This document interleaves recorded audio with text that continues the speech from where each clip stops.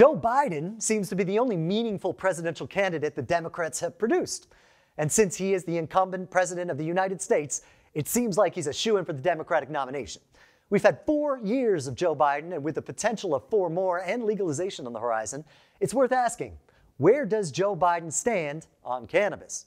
When Joe Biden ran for president back in 2020, he said, "No one should be in jail because of marijuana. As president, I will decriminalize cannabis use and automatically expunge prior convictions." And since his time in office, he has been pulling for the title of People's Champion of Marijuana. While making a lot of initial political thrusts in the direction of legal cannabis, his marijuana policy has fallen pretty flat. His big win was spurring the DEA to reevaluate cannabis' Schedule I denomination. In 2022, he pulled the director of the Health and Human Services aside and asked him to do a review on cannabis, see if the science says it really should be a Schedule I substance. So the HHS and the FDA got together, did some science, and came to the DEA saying it should be moved to a Schedule III.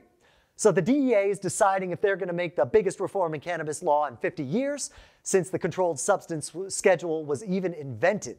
And Joe Biden is taking the credit for it.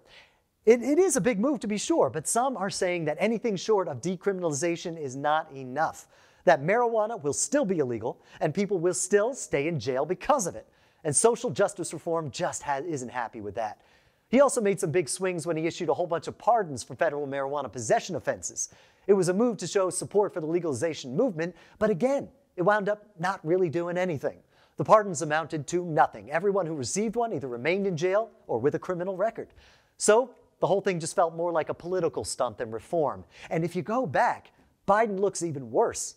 In the late 80s, early 90s, he was a big part of injecting some steroids into the war on drugs with heavy rhetoric on marijuana and passing bills that increased drug sentencing and bumped up the prison system. Later, he acknowledged the war on drugs was a failure, but we had a moral obligation to keep marijuana illegal. And all the way through the Obama years, though his opinions did evolve a bit, he continued to disagree with legalization and support marijuana's Schedule I status.